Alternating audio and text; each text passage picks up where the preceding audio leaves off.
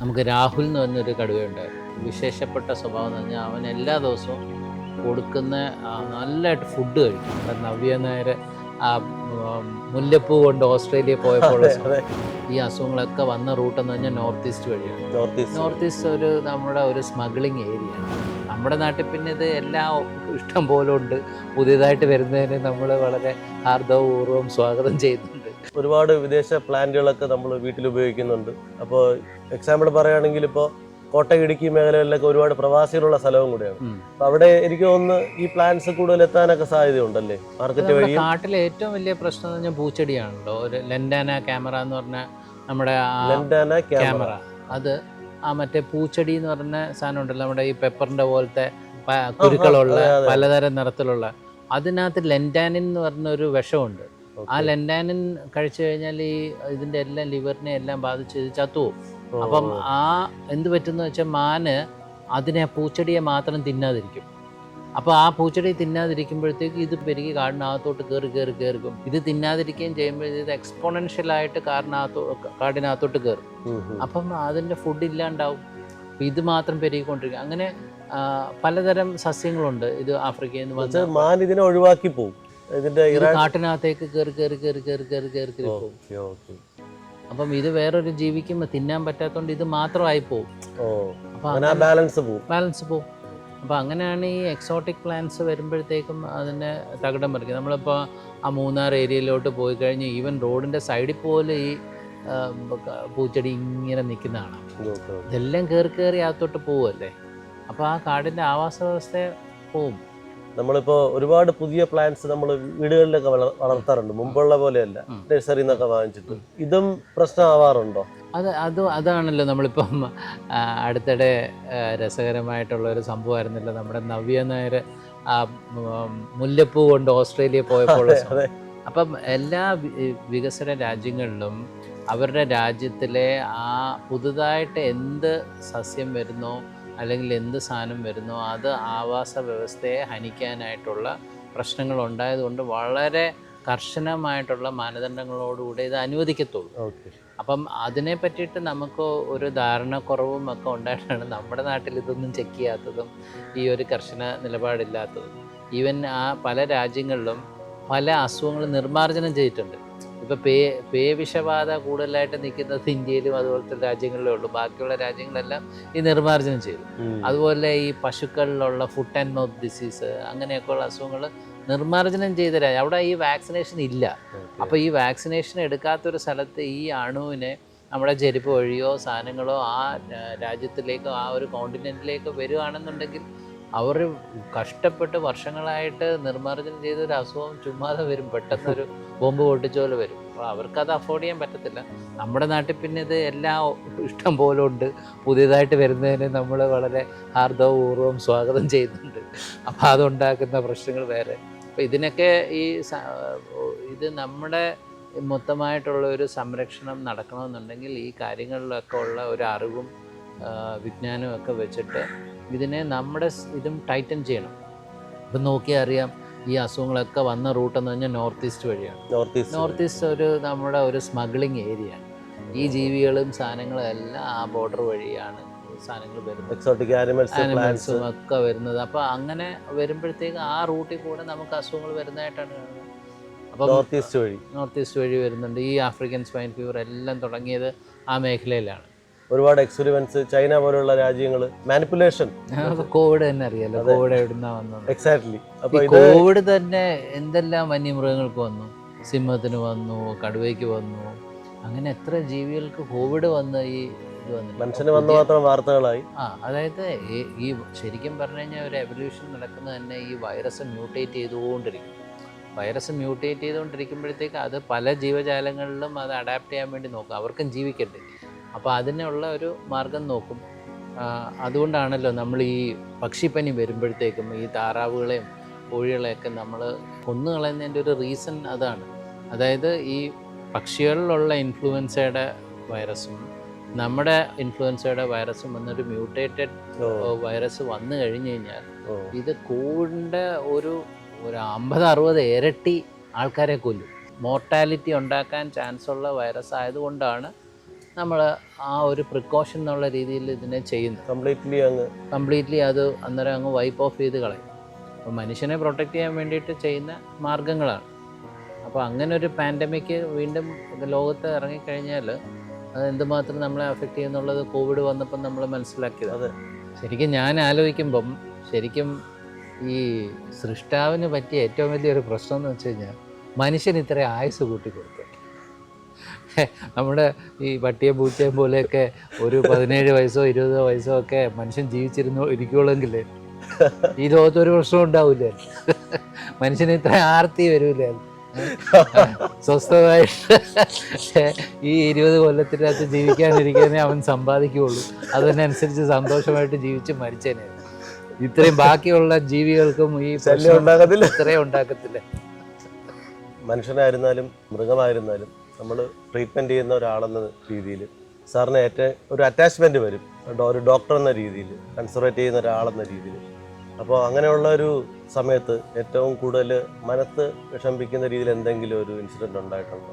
ഒരുപാട് ഉണ്ടാകുന്ന വെച്ച് കഴിഞ്ഞാൽ നമ്മൾ ഈ മൃഗശാലയിൽ ഈ പ്രത്യേകിച്ച് നമ്മുടെ കേരളത്തിലെ തിരുവനന്തപുരം മൃഗശാലയിലെ ഒരു പ്രത്യേകത എന്ന് പറഞ്ഞു കഴിഞ്ഞാൽ ഒരു ഡോക്ടറേ ഉള്ളൂ, ഒരു വെറ്റിനറി ഡോക്ടറേ ഉള്ളൂ. അപ്പോൾ ഈ ഒരു വെറ്റിനറി ഡോക്ടർ ഈ പറഞ്ഞ 100-ൽ പരം വിവിധങ്ങളായിട്ടുള്ള സ്പീഷീസ്, ആയിരക്കണക്കിന് ആനിമൽസും ബേർഡ്സും റെപ്റ്റൈൽസും ഒക്കെ നമ്മൾ ചികിത്സിക്കണമെന്നുണ്ടെങ്കിൽ ഇവയായിട്ട് വളരെ അടുത്ത് നമുക്ക് പരിചയം ഉണ്ടായിരിക്കണം. അപ്പോൾ ഒരു മൃഗത്തിൻ്റെ ഒരു സ്വഭാവത്തിലൊരു വ്യത്യാസം കാണുമ്പോഴേ അതിനെന്താണ് കുഴപ്പമെന്ന് നമ്മൾ കണ്ടുപിടിച്ച് ആദ്യമേ അത് ട്രീറ്റ് ചെയ്ത് ശരിയാക്കിയാൽ മാത്രമേ അതിനെ രക്ഷിക്കാൻ സാധിക്കൂ. അപ്പോൾ അതുകൊണ്ട് തന്നെ എല്ലാ മൃഗങ്ങളെയും നമ്മൾ അടുത്തറിയുകയും അവയെ നിരന്തരം പോയി നോക്കുകയും ദിവസവും 1-2 തവണ പോയി നോക്കുകയും ഇതിൻ്റെ കാര്യങ്ങളൊക്കെ നമ്മൾ ഫയലിലാക്കി ഇതിൻ്റെ എല്ലാ ഹെൽത്ത് പാരാമീറ്റേഴ്സും കാര്യങ്ങളും മെയിൻറ്റെയിൻ ചെയ്യുന്ന ഉൾപ്പെടെ നമ്മൾ ഇവരുമായിട്ട് അങ്ങ് ഇൻറ്റിമേറ്റ് ആവുകയാണ്. അത് മാത്രമല്ല അവർക്ക് പേരിടുന്നു. ഇവരുമായിട്ട് നമ്മൾ അടുത്ത ഇടപെട്ട് നമ്മൾ ചെയ്യുമ്പോഴത്തേക്കും അവരിൽ നിന്നും തിരിച്ച് അതുപോലൊരു സ്നേഹം നമുക്ക് കിട്ടുകയാണ്. പല മൃഗങ്ങളെയൊക്കെ എടുത്ത് വളർത്തിയതായിരിക്കും. അപ്പോൾ അങ്ങനെ വരുമ്പോൾ നമ്മളുമായിട്ട് ഭയങ്കരമായിട്ട് അറ്റാച്ച്ഡ് ആയിരിക്കും. അപ്പോൾ അങ്ങനെ അറ്റാച്ച്ഡ് ആയിട്ടുള്ള ജീവികൾ മരിക്കുമ്പോഴൊക്കെ എന്ന് പറഞ്ഞു കഴിഞ്ഞാൽ നമ്മൾ ശരിക്കും എന്താ പറയുക, മനുഷ്യൻ നമ്മളടുത്ത് വളരെ അടുത്ത മനുഷ്യൻ മരിക്കുന്നതിനേക്കാളും വേദനാജനകമായിരിക്കും. നമ്മൾ പൊട്ടി നമ്മൾ ഇരുന്ന് കരഞ്ഞു പോകുന്ന ഒരുപാട് അവസരങ്ങളുണ്ടായിട്ടുണ്ട്. നമുക്കറിയാമല്ലോ, നമ്മുടെ വീട്ടിലെ ഒരു നായ മരിച്ചു പോകുമ്പോഴത്തേക്കും നമ്മൾ ഒരു നായയുടെ സ്നേഹം എന്ന് പറഞ്ഞു കഴിഞ്ഞാൽ അതിൻ്റെ ഒരു മനുഷ്യൻ കൊടുക്കാത്ത ഒരു അൺകണ്ടീഷണൽ ലവ് ആണ്. അപ്പോൾ അത് വർഷങ്ങളായിട്ട് നമ്മൾ ഇത്രയും ഇൻറ്റിമേറ്റ് ആയിട്ട് നമ്മൾ അനുഭവിച്ച് കഴിയുമ്പോഴത്തേക്കും പിന്നെ അത് പെട്ടെന്ന് ഒരു സുപ്രഭാതത്തിൽ നമ്മളെ വിട്ടു പോകുമ്പോൾ ഉള്ള വേദനയും അത് അതുപോലെ തന്നെയാണ്. പേഴ്സണലി എനിക്ക് അനുഭവം ഉണ്ടായിട്ടുണ്ട്. ഒരു ആനിമൽ, ഇപ്പോൾ ഒരു മനുഷ്യന് നമുക്ക് പറയാം, ഡോക്ടറെ എനിക്ക് ഇവിടെ വേദനയുണ്ട്, അല്ലെങ്കിൽ എനിക്ക് ശ്വാസം മുട്ടുന്നു, അല്ലെങ്കിൽ എനിക്ക് വയറ് വയ്യ, ഇതൊക്കെ പറയാൻ പറ്റും. ഇതിപ്പോൾ ആനിമൽസ് ഇതിങ്ങനെ അത് നമ്മളെ അറിയിക്കുമോ? എന്തെങ്കിലും ഒരു സിഗ്നൽസ് തരാറുണ്ടോ ഇങ്ങനെയൊക്കെ ഉള്ള? അങ്ങനെ എന്തെങ്കിലും എടുത്ത് പറയത്തക്ക? അനിമൽസിൻ്റെ കേസിൽ, എസ്പെഷ്യലി വൈൽഡ് അനിമൽസിൻ്റെ കേസിൽ നേരെ തിരിച്ചാണ്. കാരണം ഒരു വൈൽഡ് അനിമൽ അതിന് വയ്യായ്കയുണ്ട്, ബുദ്ധിമുട്ടുണ്ട് എന്ന് അത് പ്രകടിപ്പിച്ചു കഴിഞ്ഞാൽ അതിൻ്റെ പ്രെഡേറ്റർ വന്നിട്ട് അതിനെ ആഹരിച്ചിട്ട് പോകുന്ന ഒരു സിറ്റുവേഷനാണ്. അപ്പം വയ്യായ്ക മാക്സിമം വെളിയിൽ കാണിക്കാതിരിക്കുക എന്നുള്ളതാണ് ഒരു വൈൽഡ് അനിമലിൻ്റെ ഒരു സ്വഭാവം. അപ്പം അങ്ങനെ വരുമ്പോൾ തന്നെ ഇതിൻ്റെ അസുഖങ്ങൾ കണ്ടുപിടിക്കാൻ വളരെയധികം ബുദ്ധിമുട്ടാണ്. അപ്പോൾ നമ്മൾ ഇതിനെ ക്ലോസ് ആയിട്ട് ഒബ്സർവ് ചെയ്തുകൊണ്ടിരുന്നാൽ മാത്രമേ ഒരു ചെറിയ വേരിയേഷൻ വരുമ്പോഴത്തേക്കും നമുക്കറിയാൻ പറ്റൂ. ഒരു ഉദാഹരണം പറഞ്ഞു കഴിഞ്ഞാൽ, നമുക്ക് രാഹുൽ എന്ന് പറഞ്ഞൊരു കടുവയുണ്ടായിരുന്നു. അപ്പോൾ ഈ രാഹുൽ എന്ന് പറഞ്ഞ കടുവയുടെ ഒരു വിശേഷപ്പെട്ട സ്വഭാവം എന്ന് പറഞ്ഞാൽ അവൻ എല്ലാ ദിവസവും കൊടുക്കുന്ന നല്ലതായിട്ട് ഫുഡ് കഴിക്കും. നല്ല ഫുഡിയാണ്. അപ്പോൾ കൊടുത്തു കഴിഞ്ഞാൽ അവൻ ഫുഡ് കഴിച്ചിരിക്കും. അപ്പം അങ്ങനെ വന്നപ്പോഴത്തേക്കും ഒരു ദിവസം അതിൻ്റെ കീപ്പർ എന്നോട് പറഞ്ഞു, സാറേ ഇന്ന് ഈ രാഹുൽ ഫുഡ് കഴിച്ചിട്ടില്ല. അപ്പം ആ കീപ്പറിനെ സംബന്ധിച്ചോളം രാഹുലിൻ്റെ ഫുഡ് ഒരു ദിവസം കഴിച്ചില്ല എന്ന് പറഞ്ഞു കഴിഞ്ഞാൽ അവൻ എന്തോ പ്രശ്നമാണ്. അതേസമയം വേറെ കടുവകളുണ്ട്, ചിലപ്പോൾ ഹീറ്റ് ആവുന്ന ദിവസം കഴിച്ചില്ല എന്നിരിക്കും. അപ്പം നമുക്കറിയാം ഹീറ്റിലായതുകൊണ്ടാണ് കഴിക്കാത്തത്. അപ്പോൾ ഈ ആൺ കടുവ ഒരു ദിവസം ഫുഡ് കഴിച്ചില്ല എന്ന് പറയുമ്പോൾ ഒരു വാർണിംഗ് സിഗ്നൽ. പിന്നെ അപ്പോൾ ആ ഒരു ഇൻഫർമേഷനിൽ നിന്ന് വർക്ക് ചെയ്ത് വന്നിട്ട് അവൻ്റെ ശരിക്കും ബ്ലഡ് ടെസ്റ്റ് ചെയ്ത് നോക്കുമ്പോഴത്തേക്ക് അവന് മാരകമായിട്ടുള്ളൊരു അസുഖമായിരുന്നു. ട്രിപ്പനസോമിയാസിസ് എന്ന് പറഞ്ഞൊരു അസുഖമായിരുന്നു. അപ്പോൾ അത് കണ്ടെത്തി അത് ചികിത്സിച്ചപ്പോൾ അവനെ രക്ഷപ്പെടുത്താൻ സാധിച്ചു. അതെന്തിനെ ബാധിക്കുന്നതാണ്? ട്രിപ്പനസോമിയാസ് എന്ന് പറഞ്ഞാൽ നമ്മൾ ഈ ആഫ്രിക്കയിലൊക്കെ മറ്റേ സ്ലീപ്പിംഗ് സിക്നസ് എന്നൊക്കെ കേട്ടിട്ടുണ്ടല്ലോ, മനുഷ്യർക്ക് വരുന്ന. അപ്പോൾ അങ്ങനെ അത് ശരിക്കും രക്തത്തിൽ വരുന്ന ഒരു പാരസൈറ്റാണ്. അപ്പോൾ നമ്മൾ ഒരു ഡ്രോപ്പ് ബ്ലഡ് എടുത്ത് മൈക്രോസ്കോപ്പിൽ വെച്ച് നോക്കുമ്പോഴത്തേക്ക് ഇങ്ങനെ ആയിരക്കണക്കിന് മീനുകൾ ബ്ലഡിൽ കൂടെ പോകുന്ന പോലെ നമുക്ക് കാണാൻ പറ്റും. അത് വന്നു കഴിഞ്ഞാൽ വളരെ അപകടമാണ്. അപ്പം നമ്മൾ നന്ദൻകാനൻ സൂവിൽ തന്നെ ഒരു 14 കടുവകൾ ഇത് വന്ന് ചത്തു. ബ്ലഡ് അത്രയും പൊള്യൂട്ടഡ് ആണ്. അതുപോലെ തന്നെ തൃശ്ശൂർ സൂവിൽ പണ്ട് 8 കടുവ ചത്തിട്ടുണ്ട്. അപ്പം ഇത് വന്നു കഴിഞ്ഞാൽ ഇങ്ങനെ പടപടയെന്ന് ചത്തുപോകും. അതുപോലെ തന്നെ ഇത് ഈ ഫ്ലൈസ് വഴി അത് സ്പ്രെഡ് ആവുകയും ചെയ്യും. അപ്പോൾ ഒരു കടുവയ്ക്ക് വന്നു കഴിഞ്ഞാൽ തന്നെ ബാക്കിയുള്ള മൃഗങ്ങൾക്ക് വളരെ പെട്ടെന്ന് അത് ബാധിക്കാൻ ചാൻസസ് ഉണ്ട്. കൊതുക് ഈച്ച വഴിയൊക്കെ ഇത് പകരുകയും ചെയ്യും. അത് ഒരു ഹോർസ് ഫ്ലൈ എന്ന് പറഞ്ഞ സാധനമുണ്ട്, സ്റ്റൊമോക്സിസ് കാൽസിട്രാനസ് എന്ന് പറഞ്ഞാൽ രക്തം കുടിക്കുന്ന ഫ്ലൈസ് വഴി അത് ട്രാൻസ്മിറ്റ് ചെയ്യും. അപ്പൊ അങ്ങനെ ഡിസീസസ് മസ്കിറ്റോ ഒക്കെ ബാധിക്കാറുണ്ടോ? ലോകത്തിലെ ഏറ്റവും മനുഷ്യന് അസുഖം ഉണ്ടാക്കുന്ന ഒരു ഫ്ലൈ അതാണ്. ഏറ്റവും കൂടുതൽ ഹ്യൂമൻ കാഷ്വാലിറ്റി ഉണ്ടായിട്ടുള്ളത് നമുക്കറിയാം. എന്തെല്ലാം അനിമൽസിന് ധാരാളം അസുഖം മസ്കിറ്റോ വഴി വരും. ഏറ്റവും നമുക്കിപ്പോൾ ഡോഗ്സിനെ തന്നെ നമുക്ക് നോക്കുമ്പോഴത്തേക്കും മൈക്രോഫൈലേറിയ ഈ മസ്കിറ്റോ വഴിയാണ് വരുന്നത്. ഡോഗ്സിന് ഹാർട്ടിലിരിക്കുന്ന മൈക്രോഫൈലേറിയ ഉണ്ട്. അതുപോലെ തന്നെ ശരീരത്തിൻ്റെ മറ്റു ഭാഗത്ത് വരുന്ന മൈക്രോഫൈലേറിയ ഉണ്ട്. അപ്പോൾ അങ്ങനെ ഒരുപാട് അസുഖങ്ങളുണ്ട്. പശുവിൽ വരും. ഈ പരാതങ്ങളുടെ തന്നെ പല ലൈഫ് സൈക്കിളിലും ഒരു ഭാഗമാണ് മസ്കിറ്റോ. ചിക്കൻ ഗുനിയ വന്നു കഴിഞ്ഞാൽ മനുഷ്യൻ്റെ അവസ്ഥ എന്താണ്? അതൊരു കൊതുകല്ലേ സ്പ്രെഡ് ചെയ്യുന്നത്. ഡെങ്കിപ്പനി, മലേറിയ, ഈ മറ്റേ എലിഫൻറ്റിയാസിസ് വരുന്ന ഫൈലേറിയാസിസ് തുടങ്ങിയ ഒട്ടനവധി രോഗങ്ങൾ കൊതുക് വഴിയും സ്പ്രെഡ് ചെയ്യും. അതുപോലെ പ്രിയപ്പെട്ട സാർ, നമ്മുടെ ഫ്രെയിംസ് ആൻഡ് പിക്സൽസ് മീഡിയയോട് എക്കോസ്പോട്ടിനോട് ഇത്രയും സമയം പ്രതികരിച്ചതിനും താങ്കളുടെ അനുഭവങ്ങൾ നമ്മോട് ഷെയർ ചെയ്തതിനും വളരെയധികം നമ്മൾ കടപ്പെട്ടിരിക്കുകയാണ് സാറിനോട്.